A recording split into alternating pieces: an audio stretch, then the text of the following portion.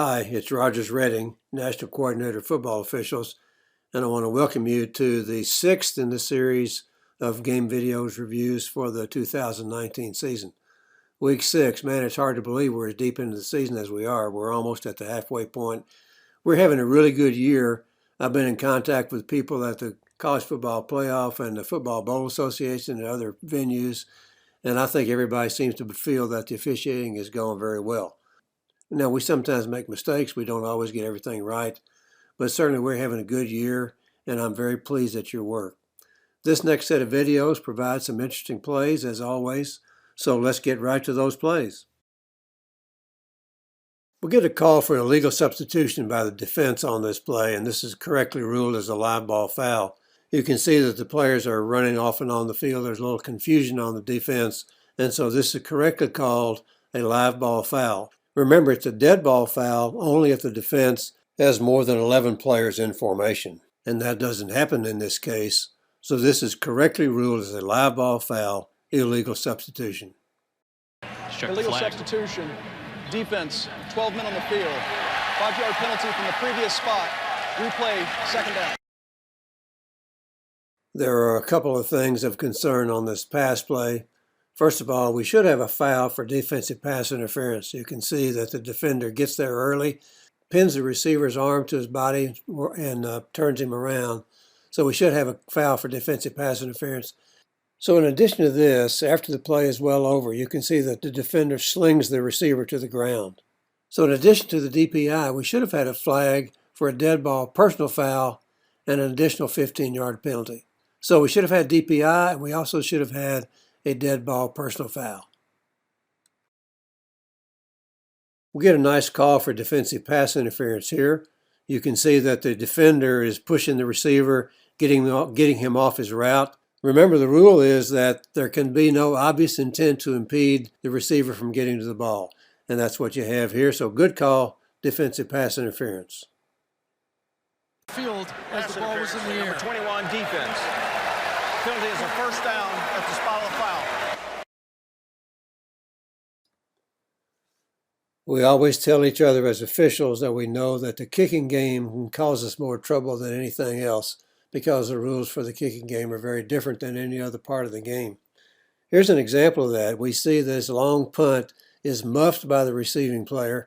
He never gets possession of the ball, and then the kicking team player recovers it and returns it for an apparent touchdown. And the officials let this go as a touchdown. Now replay comes in and fixes it because we know that a kick cannot be advanced by the kicking team. They can get possession of the ball, and they'll be in legal possession of the ball if it's been touched by the receivers, which it was in this case. The back judge should have gotten this play on the field rather than relying on replay to get this. This is clearly obvious that the ball was never possessed by the receiver. It isn't even close. It bounces off him. He has trouble getting any grip on it at all and never possesses the ball. And so once the kicking team gains possession, that ball is dead and should have been ruled dead on the spot by the officials on the field. So it's good the replay bailed us out here, but we've just got to have the kicking rules down cold. And so make sure everybody understands that a kick cannot be advanced by the kicking team, and this is a kick. The kick never ends until the kicking team player gains possession. The ball was not possessed, but rather muffed. Therefore, the Ole Miss's ball, first down at the 30-yard line on the right hash. Please adjust the clock to 12 minutes and 50 seconds. 12:50. This is a nice job of good dead ball officiating. You can see that the ball carrier is pushed out of bounds, but then there's this extra shove that slings him to the ground, completely unnecessary, and could have been injurious because of the bench there. So good call to get this. It's also good for the official to get to the player who was pushed so that he doesn't retaliate and cause extra problems. So good officiating overall. Good job to get this dead ball foul, late hit out of bounds.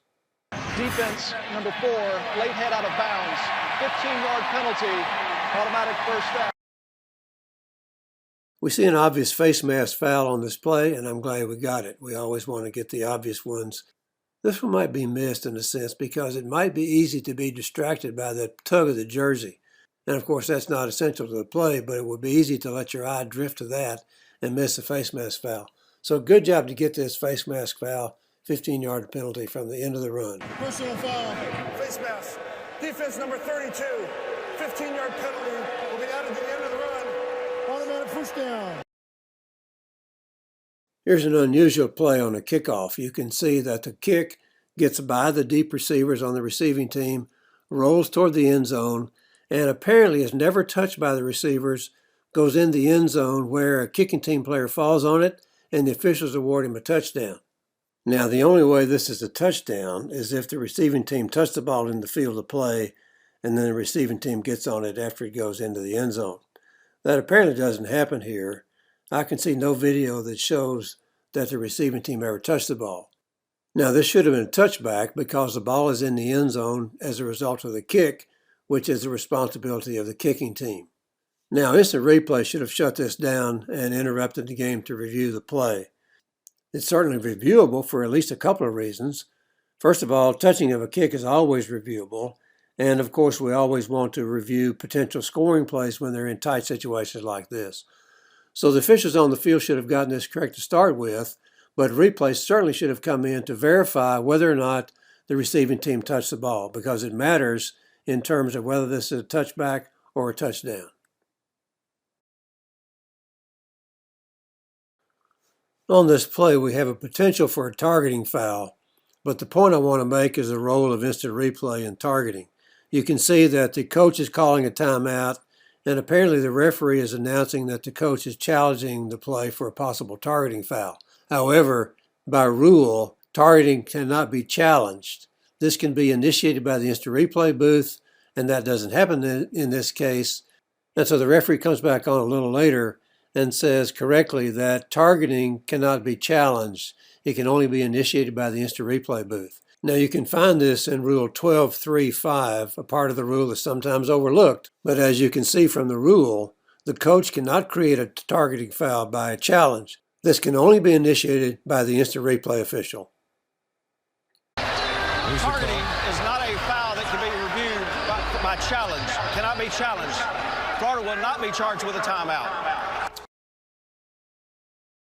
I wanted you to see this play on this long touchdown run as an example of a player who could have easily committed a blindside block, but is very effective in just putting up a shield and allowing the ball carrier to get in the end zone. He doesn't have to throw a block at all. Now, maybe it really is the case that Ivy League players are smarter than other players, but this guy does a great job of this. He's got him lined up. He could easily deliver the blindside block, which could have been a foul, and he doesn't even have to make contact at all. He just sort of screens the guy from getting to the ball carrier. So this is really nice work, and I just wanted you to see this as one of those situations where there's no need at all to throw a blindside block and risk a foul. This is very effective in preventing the player from making the tackle. Notice the game conditions on this play. The game clock is running, and it's inside a minute of the second quarter. And then the offense commits a false start. This, of course, is a foul that causes the clock to stop immediately, so it qualifies for a 10-second runoff. The referee recognizes this and makes the announcement that this qualifies for a 10-second runoff. He then comes back to say that the offensive team has decided to burn a timeout to avoid the runoff. Now, in the past, I've discussed the idea that it would be better to make all this in one announcement. In this case, that is to say, find out what the offensive team wants to do about the timeout before you say anything about the runoff. The reason is that often the second announcement can get lost in the hubbub following the first announcement. So it's a lot cleaner to make one announcement that has all the information contained in that announcement. So good job to recognize the 10-second runoff, and good job to get the option of the offensive team, but just make sure that you make one announcement. That makes it so much cleaner in terms of letting everybody know exactly what's going on. False start. Offense number 78. 5-yard penalty. First down. They're going to get it.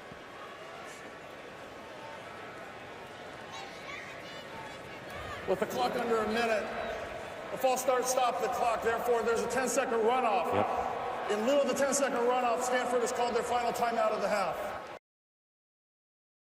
Well, here's one you don't see every day. The kicking team is intending to drop kick this kickoff, and there are a couple of things wrong with this.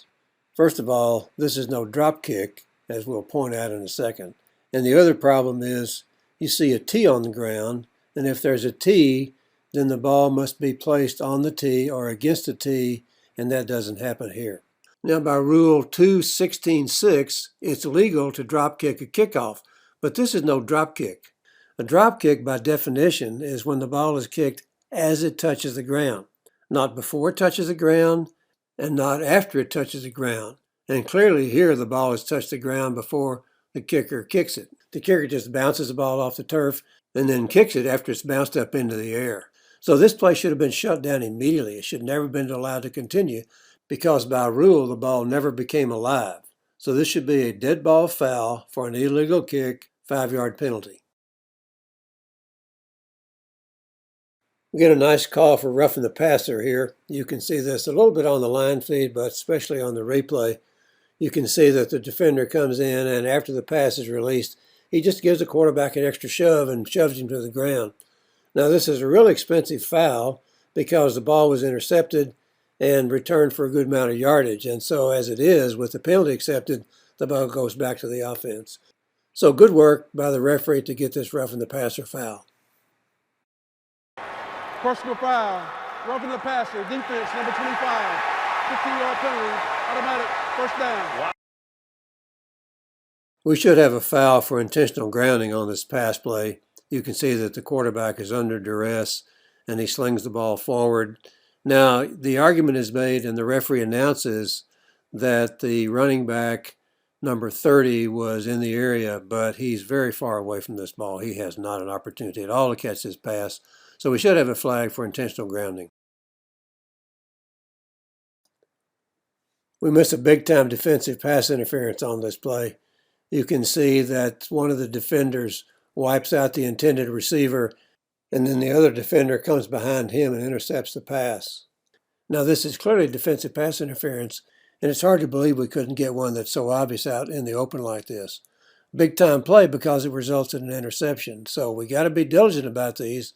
Pass interference is a very important call, and especially in a situation like this where the defense winds up intercepting the ball. I want to point out a couple of things on this play.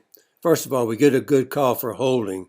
You can see that the left tackle grabs and restricts the defensive player in trying to get to the quarterback.